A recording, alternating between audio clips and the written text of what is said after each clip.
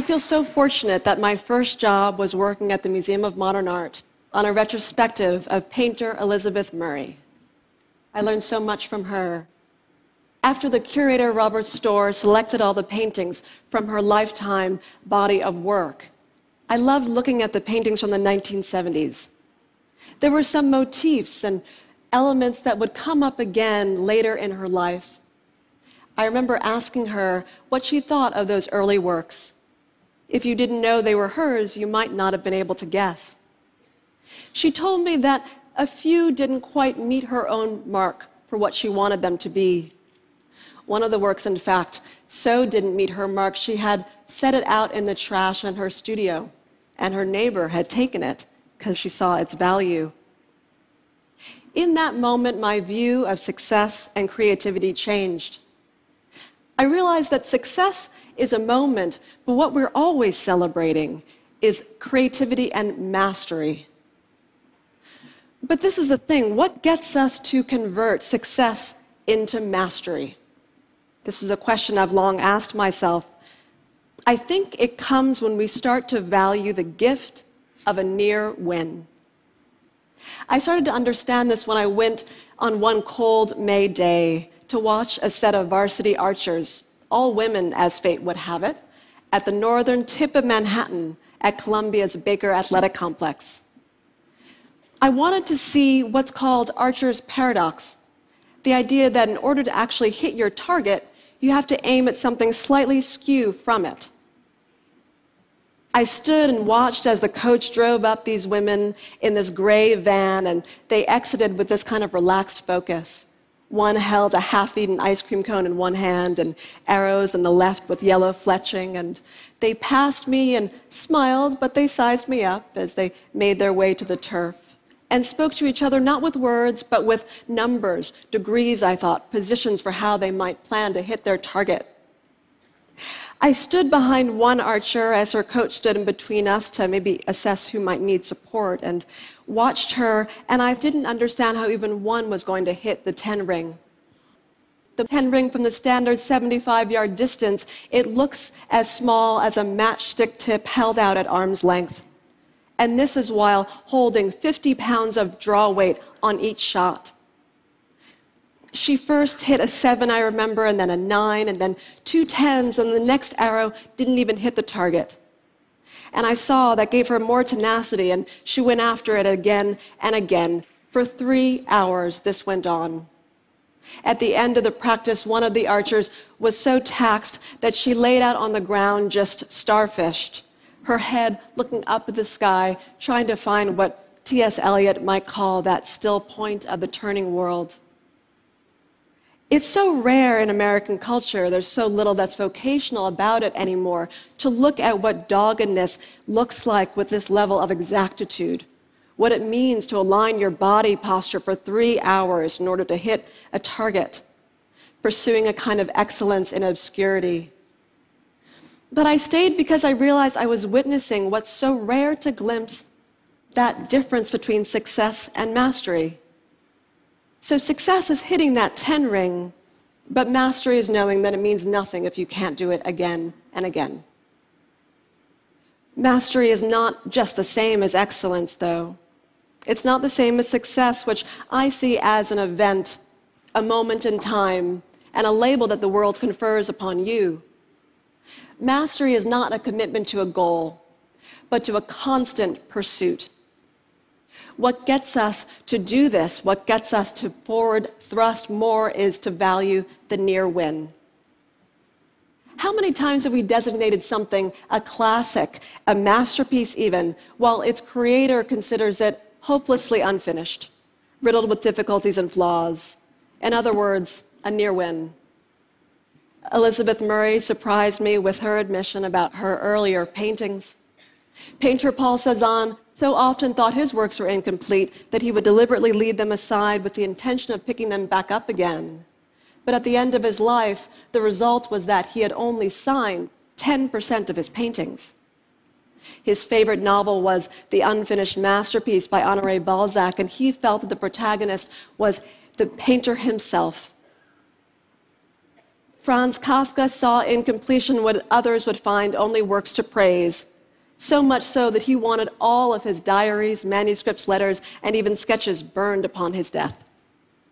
His friend refused to honor the request, and because of that, we now have all the works we now do by Kafka. America, The Trial, and The Castle, a work so incomplete it even stops mid-sentence. The pursuit of mastery, in other words, is an ever onward almost. Lord, grant that I desire more than I can accomplish, Michelangelo implored, as if to that Old Testament God in the Sistine Chapel, and he himself was that Adam with his finger outstretched and not quite touching that God's hand.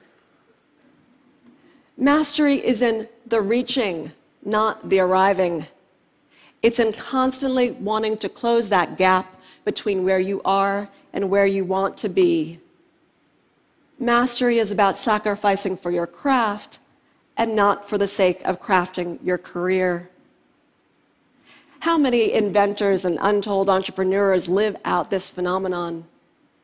We see it even in the life of the indomitable Arctic explorer Ben Saunders, who tells me that his triumphs are not merely the result of a grand achievement, but of the propulsion of a lineage of near wins. We thrive when we stay at our own leading edge. It's a wisdom understood by Duke Ellington, who said that his favorite song out of his repertoire was always the next one, always the one he had yet to compose. Part of the reason that the near win is inbuilt to mastery is because the greater our proficiency, the more clearly we might see that we don't know all that we thought we did. It's called the Dunning-Kruger effect.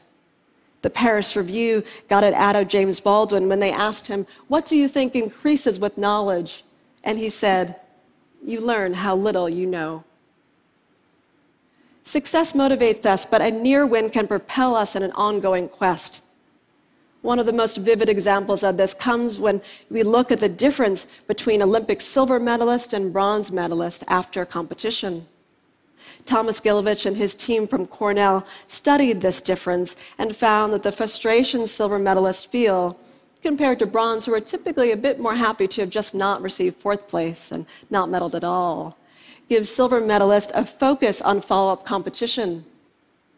We see it even in the gambling industry that once picked up on this phenomenon of the near win and created these scratch-off tickets that had a higher than average rate of near wins, and so compelled people to buy more tickets that they were called heart stoppers and were set on a gambling industry set of abuses in Britain in the 1970s. The reason the near win has a propulsion is because it changes our view of the landscape and puts our goals, which we tend to put at a distance, into more proximate vicinity to where we stand. If I ask you to envision what a great day looks like next week, you might describe it in more general terms. But if I ask you to describe a great day at TED tomorrow, you might describe it with granular, practical clarity. And this is what a near win does. It gets us to focus on what right now we plan to do to address that mountain in our sights. It's Jackie Joyner-Kersee, who in 1984 missed taking the gold in the heptathlon by 1/3 of a second.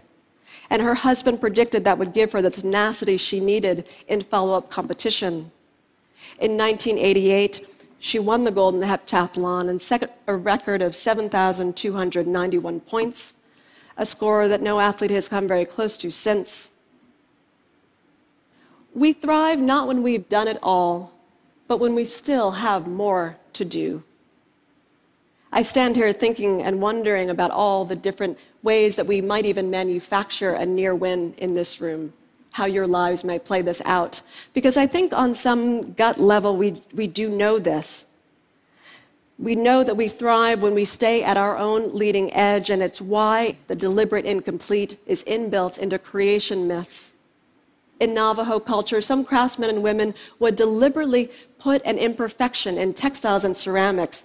It's what's called a spirit line, a deliberate flaw in the pattern to give the weaver or maker a way out, but also a reason to continue making work.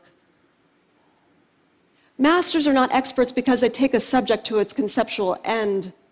They're masters because they realize that there isn't one.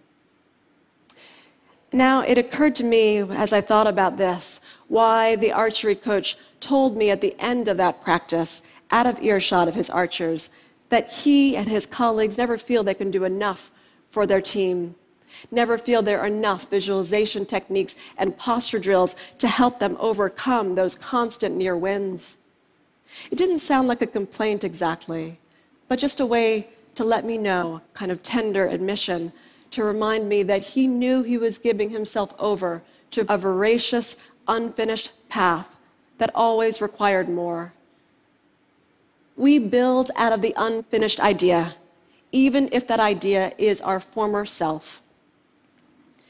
This is the dynamic of mastery. Coming close to what you thought you wanted can help you attain more than you ever dreamed you could. It's what I have to imagine Elizabeth Murray was thinking when I saw her smiling at those early paintings one day in the galleries. Even if we created utopias, I believe we would still have the incomplete. Completion is a goal, but we hope it is never the end. Thank you.